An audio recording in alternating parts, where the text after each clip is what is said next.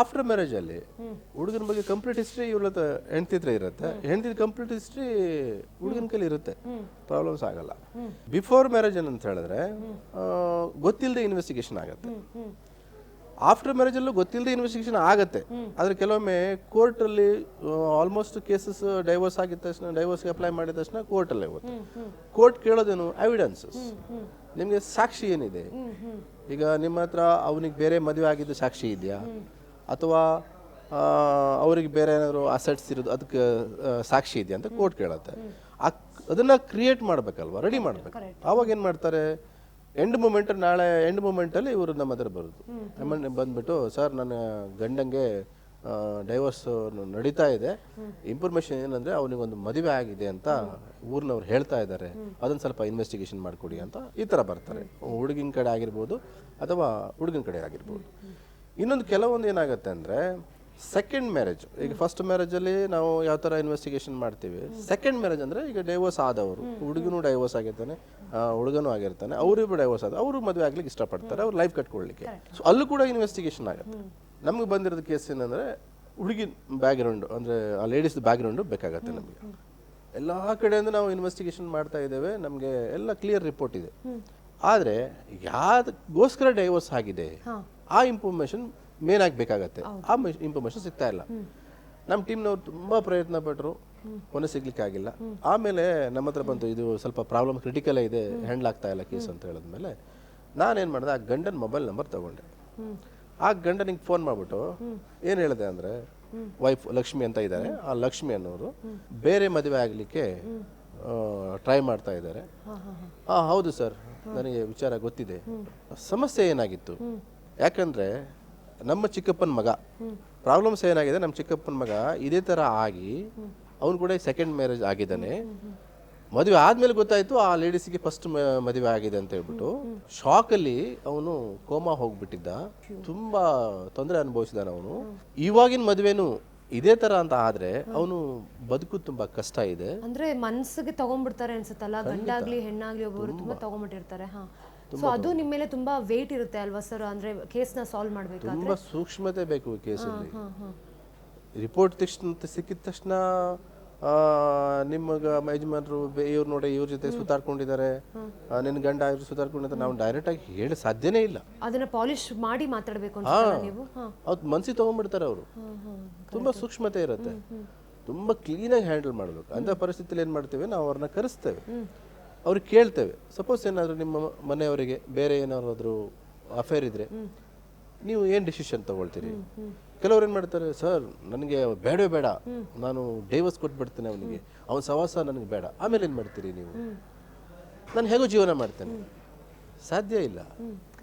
ಏನು ಸಮಸ್ಯೆ ಆಗಿದೆ ಅದನ್ನು ಸರಿ ಮಾಡಿಕೊಂಡು ಜೀವನ ಸರಿ ಮಾಡ್ಕೊಂಡು ಹೋಗ್ಬೋದಲ್ವಾ ಅಂತ ಹೇಳಿದಾಗ ಸುಮಾರು ಒಂದು 60 to 70% ಹೆಣ್ಮಕ್ಳು ಏನು ಮಾಡ್ತಾರೆ, ಮದುವೆ ಆದವರು ವಿಚಾರ ತಿಳ್ಕೊಳ್ತಾರೆ. ಎಲ್ಲಿ ಸಮಸ್ಯೆ ಆಗಿದೆ, ನನ್ನ ಫ್ಯಾಮಿಲಿಯಲ್ಲಿ ಏನು ಸಮಸ್ಯೆ ಆಗಿದೆ, ನಮ್ಮ ಮನೆಯವರು ಯಾರ ಜೊತೆಗೆ ರಿಲೇಷನ್ಶಿಪ್ಪಲ್ಲಿದ್ದಾರೆ, ಆ ಲೇಡೀಸನ್ನ ಇವರು ಪರ್ಸ್ನಲ್ ಆಗಿ ಹೋಗಿ ಮಾತುಕತೆ ಮಾಡಿ ಅವರು ಎಷ್ಟೋ ಜನ ಅವ್ರ ಫ್ಯಾಮಿಲಿ ಸರಿ ಮಾಡ್ಕೊಂಡಿದ್ದಾರೆ. ಅಂದ್ರೆ ಯಾರ ಹತ್ರ ಅಫೇರ್ ಇಟ್ಕೊಂಡಿರ್ತಾರೋ ಅವ್ರ ಹತ್ರ ಹೋಗ್ಬಿಟ್ಟು ಇವರು ಪರ್ಸನಲ್ ಆಗಿ ಮಾತಾಡಿ ಫ್ಯಾಮಿಲಿನ ಸರಿ ಮಾಡ್ಕೊಳ್ತಾರೆ ಅಂತ.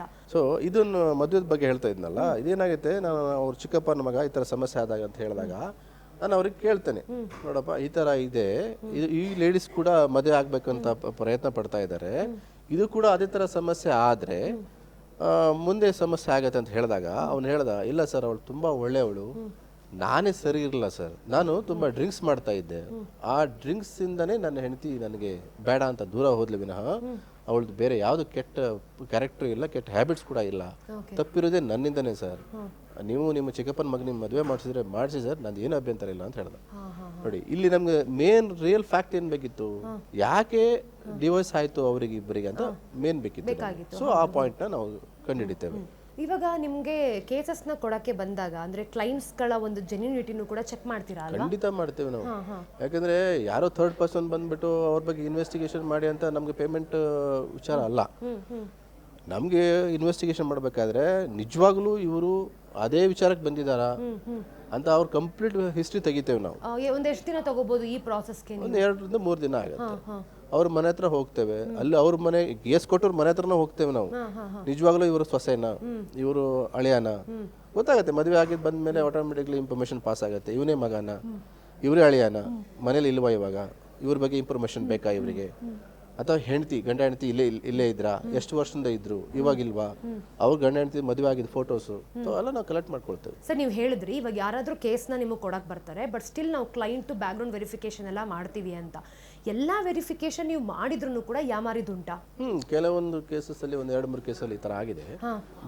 ಬಿಜಾಪುರ ಇರ್ಬೇಕು ಮೋಸ್ಟ್ಲಿ. ಅದು ಅಣ್ಣ ತೀರೋಗಿರ್ತಾನೆ, ಅವ್ರ ತಮ್ಮ ಬಂದ್ಬಿಟ್ಟು ಏನ್ ಮಾಡ್ತಾನೆ, ನಮ್ಮ ಅಣ್ಣನ ಆಸ್ತಿ ತುಂಬಾ ಇದೆ, ನಮ್ಮ ಅಣ್ಣ ತೀರೋಗ್ಬಿಟ್ಟಿದ್ದಾರೆ, ಸೊ ಈಗ ಪಾಲ್ ಬರ್ತಾ ಇದೆ, ನಮ್ಮ ಅತ್ತಿಗೆ ಈಗ ಬೇರೆ ಮದುವೆ ಆಗ್ಬಿಟ್ಟು ಹೋಗ್ತಾ ಇದ್ದಾರೆ, ಈ ಆಸ್ತಿ ಪಾಲೆಲ್ಲ ಅವ್ರಿಗೆ ನಾವು ಅರ್ಧ ಕೊಡ್ಬೇಕಾಗತ್ತೆ. ಹಾಗಾಗಿ ನಮ್ಮ ಅತ್ತಿಗೆಗೆ ಬೇರೆ ಯಾವುದೋ ಸಂಬಂಧ ಇದೆಯಾ ಅಂತ ನಮಗೆ ಡೌಟ್ ಬರ್ತಾ ಇದೆ. ಯಾಕಂದರೆ ನಮ್ಮ ಅಣ್ಣ ಸತ್ತ ಮೇಲೂ ಅವರಷ್ಟು ಮನಸ್ಸಿಗೆ ಬೇಜಾರು ಮಾಡ್ಕೊಂಡಿಲ್ಲ. ಆ ಟೈಮಲ್ಲೂ ಅವರು ಕೂಲ್ ಆಗಿದ್ರು. ಈಗ ಆಗಿದ ತಕ್ಷಣ ಪಾಲ್ ಮಾಡಿ ಅಂತ ಹೇಳ್ಕೊಂಡು ಹಿಂದೆ ಬಿದ್ದಿದ್ದಾರೆ. ಸೊ ಇದು ಸ್ವಲ್ಪ ಇನ್ವೆಸ್ಟಿಗೇಷನ್ ಮಾಡಿಕೊಡಿ ಅಂತ ಹೇಳಿದ್ರು. ಸರಿ ಅಂತ ಹೇಳ್ಬಿಟ್ಟು ನಾವು ಬಿಜಾಪುರ ತುಂಬ ದೂರ ಆಗುತ್ತೆ ಅಂತ ಹೇಳ್ಬಿಟ್ಟು ಇವ್ರು ಹೇಳಿದ್ದು ನಿಜ ಇರ್ಬೋದು ಅಂತ ಹೇಳ್ಬಿಟ್ಟು ಗಂಡಂದು ಮತ್ತು ಅವ್ರ ಹೆಂಡತಿ ಫೋಟೋಗಿರೋ ವಾಟ್ಸಪ್ಪಲ್ಲಿ ತೊಗೊಂಡ್ವಿ. ತೊಗೊಂಡಾಗ ರಿಯಲ್ ಫ್ಯಾಕ್ಟ್ ಅದು, ಅವರು ತೀರೋಗಿದ್ದಾರೆ. ಸರಿ ಅಂತ ಹೇಳ್ಬಿಟ್ಟು ಮಾಡಿದ್ವಿ, ಇನ್ವೆಸ್ಟಿಗೇಷನ್ ಸ್ಟಾರ್ಟ್ ಮಾಡಿದ್ವಿ. ಇನ್ವೆಸ್ಟಿಗೇಷನ್ ಸ್ಟಾರ್ಟ್ ಮಾಡ್ತಾ ಆ ಹೆಂಗ್ಸಿಗೂ ಬೇರೆ ಯಾವುದೇ ರಿಲೇಷನ್ಶಿಪ್ಪೇ ಇಲ್ಲ.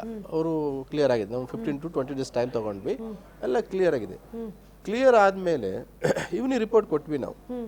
ಸರ್ ಏನು ಪ್ರಾಬ್ಲಮ್ಸ್ ಇಲ್ಲ, ಇಲ್ಲಿ ಒಂದು ಕ್ಲಿಯರ್ ರಿಪೋರ್ಟ್ ಇದೆ, ಅವ್ರದ್ದು ಆ ಥರ ತಪ್ಪು ಕಂಡು ಬರ್ತಾ ಇಲ್ಲ ಅಂತ ಹೇಳಿದ್ರು. ಅವ್ರೇನು ಹೇಳ್ತಾರೆ, ಅದು ನನಗೂ ಗೊತ್ತು ಸರ್, ನೀವೇನಾದರೂ ಕ್ರಿಯೇಟ್ ಮಾಡಿ, ಅಯ್ಯೋ ಅವರಿಗೆ ಬೇರೆ ಯಾವ್ದಾದ್ರು ಒಂದು ಸಂಬಂಧ ಇದೆ ಅಂತ, ಅಥವಾ ನೀವೇ ಯಾರಾದರೂ ಒಬ್ಬರನ್ನ ಕಳಿಸ್ಬಿಟ್ಟು ಅವ್ರಿಗೆ ಬೇರೆ ಸಂಬಂಧ ಇದೆ ಅಂತ ಕ್ರಿಯೇಟ್ ಮಾಡಿ ನೀವು ಆ ಥರ ಮಾಡಿಕೊಟ್ರೆ ನಮಗೆ ನಮ್ಮ ಆಸ್ತಿ ನಮ್ಗೆ ಉಳಿತು. ಸೊ ಈ ಥರ ಎಲ್ಲ ನಮ್ಗೆ ಏಮರ್ಸ್ಲಿಕ್ಕೆ ಪ್ಲಾನ್ ಮಾಡಿದ್ರು ಒಂದು ಟೈಮಲ್ಲಿ. ಆಮೇಲೆ ನಾವು ಹೇಳಿದ್ವಿ, ನಾವೆಲ್ಲ ಆ ಥರ ಎಲ್ಲ ಮಾಡ್ಲಿಕ್ಕೆ ಹೋಗಲ್ಲ, ರಿಯಲ್ ಫ್ಯಾಕ್ಟ್ ಏನಿದೆ ಅದನ್ನು ನಾವು ನಿಮ್ಗೆ ಕೊಡ್ತೇವೆ ಅಂತ ಹೇಳಿ ಅದನ್ನು ಅಲ್ಲಿ ಕ್ಲೋಸ್ ಮಾಡಿಸಿದ್ವಿ ನಾವು. ಸೊ ಓವರ್ ಆಲ್ ಫೈನಲ್ ಆಗಿ ನೀವು ಏನು ಒಂದು ಮೆಸೇಜ್ನ ಆಡಿಯನ್ಸ್ ಕೊಡೋಕ್ಕೆ ಇಷ್ಟಪಡ್ತೀರಾ ಇದನ್ನೆಲ್ಲ ನೋಡಿದಾಗ? ಆಡಿಯನ್ಸಿಗೆ ಏನಾಗುತ್ತೆ ಅಂದರೆ, ಡಿಟೆಕ್ಟಿವ್ಸ್ ಏಜೆನ್ಸಿಗಳು ಸುಮಾರು ಇದ್ದಾವೆ. ಯಾರ್ದು ಆಫೀಸ್ ಇದೆ ನಿಮ್ಗೆ ಒಂದು ಅರ್ಧ ಗಂಟೆ ತೊಂದರೆ ಆದರೂ ಪರವಾಗಿಲ್ಲ, ಆಫೀಸ್ ಹೋಗ್ಬಿಟ್ಟು ಅವ್ರಿಗೆ ಕೆಲಸ ಕೊಡಿ. ಯಾಕಂದರೆ ಫೋನ್ ಕಾಲಲ್ಲಿ ನನಗೆ ತುಂಬ ಜನ ಇದು ಮಾಡ್ತಾರೆ, ಸರ್ ಆ ಏಜೆನ್ಸಿ ಕೊಟ್ಟೆ 20,000 ರೂಪಾಯಿ ಕೊಟ್ಟೆ, 30,000 ರೂಪಾಯಿ ಕೊಟ್ಟೆ, ಈಗ ನೋಡಿದ್ರೆ ಫೋನ್ ರಿಸೀವ್ ಮಾಡ್ತಾ ಇಲ್ಲ ಅವರು. ಆಮೇಲೆ ಈಗ ಅವ್ರ ಆಫೀಸ್ ಎಲ್ಲಿಂತಾನೆ ಗೊತ್ತಿಲ್ಲ. ಇವೆಲ್ಲ ಸುಮ್ಮನೆ ಮಿಸ್ಗೈಡ್ ಮಾಡ್ತಾರೆ. ಆಮೇಲೆ ರೆಪ್ಯೂಟೆಡ್ ಏಜೆನ್ಸಿ ಕೊಡಿ, ತುಂಬ ಬ್ಯಾಕ್ ಸೈಡ್ ಬಂದವರು. ಈಗ ಒಂದು 10 ವರ್ಷ 15 ವರ್ಷ 20 ವರ್ಷ ಆದವರಿಗೆ ಏಜೆನ್ಸಿ ಕೆಲಸ ಕೊಟ್ರೆ ಏನಾಗುತ್ತೆ, ಅವ್ರು ಸ್ವಲ್ಪ ಎಕ್ಸ್ಪೀರಿಯನ್ಸ್ ಇರುತ್ತೆ, ಪ್ರಾಂಪ್ಟ್ ಆಗಿ ಮಾಡ್ತಾರೆ. ಈ ನಿನ್ನೆ ಮೊನ್ನೆ ಬಂದ್ಬಿಟ್ಟು ಏಜೆನ್ಸಿ ಓಪನ್ ಮಾಡ್ಕೊಂಡು ಕೂತ್ಕೊಂಡವ್ರು ಏನಾಗುತ್ತೆ, ನೀವು ಬಿಸ್ನೆಸ್ ಕೊಟ್ಟ ಅಂತ ಹೇಳಿದ್ರೆ ಅವರಿಗೆ ಬಿಸ್ನೆಸ್ ಕೆಲಸ ಹೇಗೆ ಮಾಡ್ಬೇಕಂತಾನೆ ಗೊತ್ತಿಲ್ಲ. ನಾನು ನಿಮ್ಗೆ ಮೊದಲೇ ಹೇಳ್ದಂಗೆ, ನಾವು ಸ್ಟಾರ್ಟ್ ಮಾಡಬೇಕಾದ್ರೆ 5 ಏಜೆನ್ಸಿ ಇತ್ತು, ಇವತ್ತು ಕೂಡ 5 ಏಜೆನ್ಸಿ ಇದೆ. ಹಾಗಾದ್ರೆ 15 years ಗ್ಯಾಪಲ್ಲಿ ಎಷ್ಟು ಜನ ಎಷ್ಟು ಏಜೆನ್ಸಿ ಮಾಡಬಹುದಿತ್ತು, ಮಾಡಿದ್ದಾರೆ, ಯಾರು ನಿಂತ್ಕೊಳ್ಳಿಕ್ಕೆ ಆಗಲಿಲ್ಲ. ಹೌದು ಹೌದು ಹೌದು. ಅಂದ್ರೆ ಓವರ್ ಆಲ್ ಬ್ಯಾಂಗ್ಳೂರಲ್ಲಿ ಇವಾಗ ಬರೀ 5 ಏಜೆನ್ಸಿ ಅಷ್ಟೇ ಮಾತ್ರ ಇರೋದಾ? ಚೆನ್ನಾಗಿ ಕೆಲಸ ಮಾಡೋದು 5 ಏಜೆನ್ಸಿ. ಕರೆಕ್ಟ್. ಮಿಕ್ಕಿದವರೆಲ್ಲ ಇವತ್ತು ಮಾಡ್ತಾರೆ, ಮುಂದಿನ ತಿಂಗಳು ಆದ್ಮೇಲೆ ಅದಕ್ಕಿಂತ ಮುಂದಿನ ತಿಂಗಳಾದ್ಮೇಲೆ ಕ್ಲೋಸ್ ಮಾಡ್ಬಿಡ್ತಾರೆ. ಮೊಬೈಲ್ ನಂಬರ್ ಇರೋದಿಲ್ಲ ಅಥವಾ ಆಫೀಸ್ ಇರೋದಿಲ್ಲ. ಸೊ ಅಂಥವ್ರನ್ನೆಲ್ಲ ಇವ್ರು ಸುಮ್ಮನೆ ನಮ್ಮ ಜನ ಹೋಗ್ಬಿಟ್ಟು ಯಾಮಾರೋದು ಬೇಡ ಅಂತ ನಾವು ಹೇಳ್ತಾರೆ. ಎಲ್ಲಿ ಆಫೀಸ್ ಇದೆ ಅಲ್ಲಿ ಹೋಗಿ ಅವ್ರನ್ನ ಮೀಟ್ ಮಾಡಿ ಒಂದು 2 ದಿನ ಅವ್ರ ಬಗ್ಗೆ ತಿಳ್ಕೊಳ್ಳಿ, ಬಿಸ್ನೆಸ್ ಕೆಲಸ ಕೊಟ್ಟರೆ ಕ್ಲೀನಾಗಿ ಮಾಡಿಕೊಡ್ತಾರೆ. ಸೊ ನಿಜವಾಗ್ಲೂ ಪ್ರತಿಯೊಂದು ಸ್ಟೇಜಲ್ಲೂ ಕೂಡ ನೀವು ತುಂಬ ಚೆನ್ನಾಗಿ ಅಂದರೆ ಸ್ಮೂತಾಗಿ ಸಾಲ್ವ್ ಮಾಡಿದ್ದೀರಾ. ಹ್ಯಾಟ್ಸ್ ಆಫ್ ಅಂತಲೇ ಹೇಳ್ಬೋದು. ಥ್ಯಾಂಕ್ ಯು ಸೋ ಮಚ್ ನಿಮ್ಮ ಟೈಮ್ನ ನಮ್ಮ ಕಾರ್ಯಕ್ರಮಕ್ಕೆ ಕೊಟ್ಟಿದ್ದಕ್ಕೆ.